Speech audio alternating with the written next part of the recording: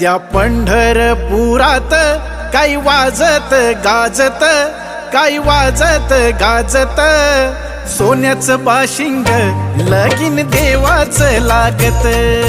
सोन्याचं बाशिंग लगीन देवाचं लागत. सोन्याचं बाशिंग लगीन देवाचं लागत.